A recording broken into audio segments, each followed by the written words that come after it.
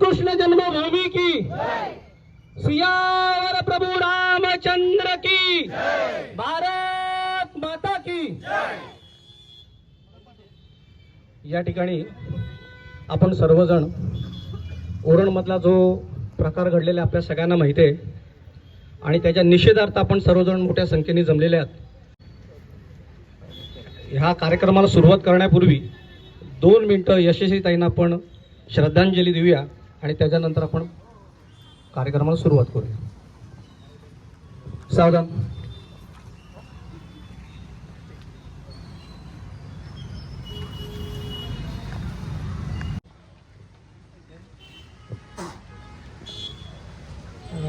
या आपल्या सकल हिंदू समाज आणि त्याचबरोबर हिंदू जागरण मंच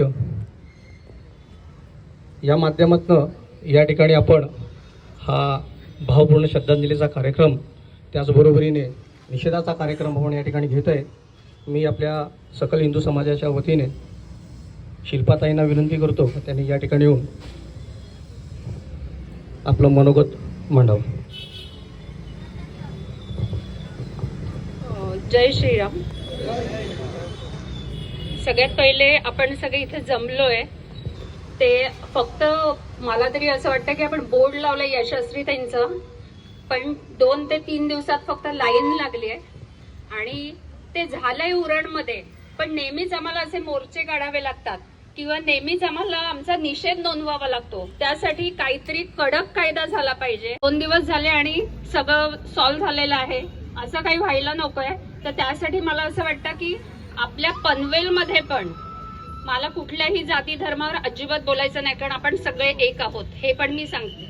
पण तरी सुद्धा कुठेतरी कडक कायदा पाहिजे की जेणेकरून ह्या सगळ्याला आळा बसला पाहिजे आणि ह्याच्यातून काहीतरी योग्य न्याय मिळाला पाहिजे। यासाठी आमचा आम्ही निषेध हिंदवी समाजातर्फे इथे नोंदवत आहोत। धन्यवाद। जय महाराष्ट्र। मी माननीय आपले लोकप्रतिनिधी आमदार साहेब यांना विनंती करतो की त्यांनी आपल्याला मार्गदर्शन करावं। सकल हिंदू समाज आणि हिंदू जनजागरण मंचाच्या वतीनं पनवेल शहरामध्ये स्वर्गीय यशस्वी शिंदे हिला ज्या पद्धतीनं निर्घृणपणानं मारण्यात आलं त्याचा निषेध करण्यासाठी म्हणून आपण सारी मंडळी या ठिकाणी जमलात आणि निषेध मोर्चा काढलाय आपण सगळ्यांनी मिळून।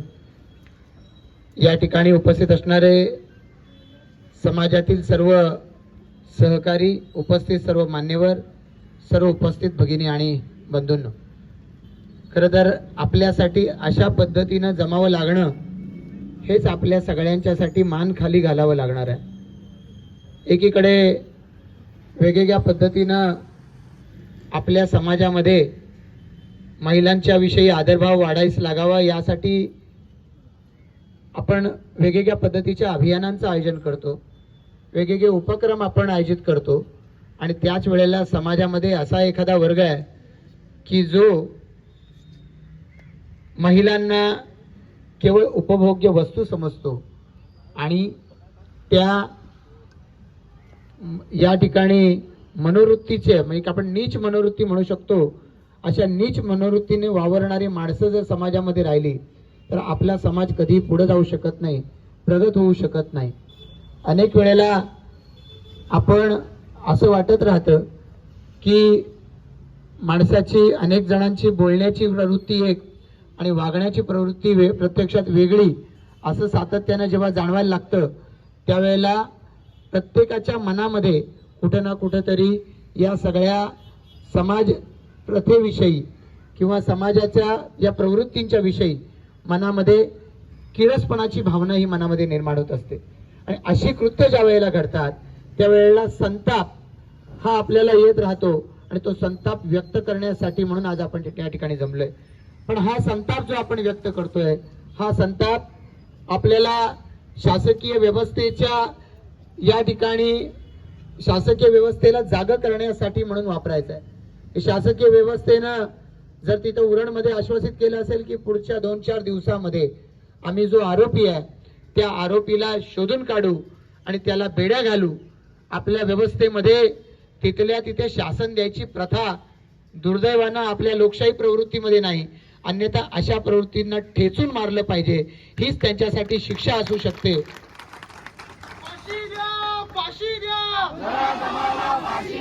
फाशी द्या, फाशी द्या, मिळालाच पाहिजे, मिळालाच पाहिजे। आपल्या लोकशाही प्रवृत्तीमध्ये तो न्याय मिळण्यासाठी आपण फाशी द्यायची मागणी करतोय। न्याय व्यवस्था त्यांच्या समोर गुन्हेगाराला उभं केलं की ते न्याय व्यवस्था त्यांचं काम करेल, पण अशा प्रवृत्ती वाढू नयेत याच्यासाठी आपल्यापैकी प्रत्येकानं काम करण्याची आवश्यकता आहे। आणि मला असं वाटतं की हे शेवटचं टोक त्या व्यक्तीनं गाठलं, त्या नराधमाने गाठलं, पण त्याच्या आधीची पावलं ही समाजामध्ये चालता बोलता आपल्याला दिसत राहतात, ती त्या वेळेला थांबवण्याच्यासाठी आपल्यापैकी प्रत्येकानं कृती करण्याची गरज आहे। आणि मग असं करणारा समाज असू द्या किंवा असं करणाऱ्या व्यक्ती असू द्या, या प्रत्येकाला त्या ठिकाणी थांबवण्याची आवश्यकता आहे। आज संपूर्ण देशभरामध्ये लव जिहाद सारखे प्रकरण वारंवार घडताना आपल्याला पाहायला मिळतात आणि असे प्रकार घडत असताना शासनाच्या माध्यमातून जर त्याच्यावरती जर जरब बसत नसेल तर साहजिकच आहे महिला वर्गाच्या मनामध्ये आणि ज्याला ज्याला या प्रवृत्तीची चीड वाटते त्या प्रत्येकाच्या मनामध्ये संताप आल्याशिवाय राहणार नाही। या संदर्भात सुद्धा विशेषत्वानं लव जिहादच्या बाबतीमध्ये सुद्धा कडक पद्धतीचे कायदे हे येण्याची आवश्यकता आहे की ज्याच्या माध्यमातून या प्रवृत्तींच्या वरती आळा बसू शकतो। येणाऱ्या कालावधीमध्ये आम्हाला अशी प्रकरणं घडू द्यायची नाहीत असं आपण वारंवार म्हणत राहतो आणि पुन्हा पुन्हा एखादं प्रकरण समोर येतं राहतं। मला असं वाटतं की आपल्यापैकी प्रत्येकानं जागरूकपणानं आपल्या अवतीभोवती अशा पद्धतीच्या घडणाऱ्या घटना, आपल्या अवतीभोवती या घटनांची लागणारी चाहूल ही वेळीच ओळखून या प्रवृत्तीच्या विरोधामध्ये राहिलं पाहिजे। पोलीस प्रशासन हे लवकरात लवकर या यशस्वी शिंदे यांच्या या ठिकाणी मारेकऱ्याला लवकरात लवकर ताब्यात घेईल आणि न्यायालयाच्या समोर उभं करेल आणि न्यायालयाच्या समोर त्याला उभं केल्यावर न्यायालयाच्या कडे आपल्याला सातत्यानं या ठिकाणी आपलं हे म्हणणं जे आज आपण मांडतोय ते त्याही ठिकाणी सातत्यानं मांडत राहण्यासाठी सुद्धा जागरूकपणानं काम करत राहिलं पाहिजे। मला खात्री आहे की सकल हिंदू समाज आणि हिंदू जनजागरण मंच या बाबतीमध्ये सुद्धा अशाच पद्धतीनं आग्रही राहील। एक लोकप्रतिनिधी या नात्यानं मी सातत्यानं या विषयावरती आपल्या सोबत राहील याची ग्वाही या निमित्तानं देतो आणि स्वर्गीय यशस्वी शिंदे हिला या ठिकाणी आदरांजली अर्पण करून या ठिकाणी थांबतो। धन्यवाद। जय श्रीराम, जय श्रीराम, जय श्रीराम। केला म्हणजे ही आपण एकत्र यायची ताकद। आज एकत्र कसे येतात हे आपण पाहिलं असेल तर काही दिवसापूर्वी एखाद्यानी तिकडे फतवा काढायचा आणि तिकडे सर्वांनी एकत्र यायचं. आपल्या हिंदू समाजात पण आता फतवे काढायची गरज सवय करायला लागणार आहे आपल्याला, असं मला वाटते. कारण की फतवा काढल्याशिवाय कोण लोक एकत्र येत नाही. आणि आता मला तर असं वाटतं, तुम्हाला राग नको येऊ दे, आपला एकच माझा मनात मला म्हणतं आहे का, आपण जसं दिवाळी दसरा येते कधी ह्याची वाट पाहतो, तसा कधी हिंदू बांधवावरती अत्याचार होतो ह्याची वाट बघायची आणि चला चालू निषेध करायला. हे आता बंद करा. आपण सहन करतोय आणि म्हणून ते आपल्याला ते अत्याचार करतायत सगळ्यांची. या संदर्भामध्ये आपण आता एकत्रित जमलोय. आपल्या संघटनेच्या वतीनं एक पत्र आपण तयार करूया आणि ते तयार करून आपण मुख्यमंत्री उपमुख्यमंत्री यांना देऊ. तसंच मला वाटतं की आपल्या रायगड जिल्ह्यातल्या तर अनेक ठिकाणच्या संस्था जे कालही निदर्शनं झाली आहेत, आजही निदर्शनं झाली, सगळ्यांच्या वतीनं देऊया, जेणेकरून तुम्ही म्हणताय त्याप्रमाणे फास्ट ट्रॅकवरती हे होईल. याचा पाठपुरावा करू. आणि निलेश पाटील यांनी आता सांगितलेले जे विषय आहेत याच्या संदर्भामध्ये आपण फाशी द्या. सकल हिंदू समाज पनवेल यांच्यातर्फे होता आणि तो राग व्यक्त होताना आज आम्हाला इथे दिसलेला आहे. कारण तो राग व्यक्त असा झालाय की आज तुमची संख्या आम्हाला बऱ्यापैकी दिसलेली आहे. आम्ही सकल हिंदू समाज म्हणूनच हे कार्य करतोय. आम्ही कोणत्याही पक्षातर्फे हे कार्य करत नाहीये. प्रत्येकाला एखादा पक्ष असतो, पण आम्ही आज जे काय हे कार्य करतो हे कोणता पक्ष म्हणून करत नाहीये.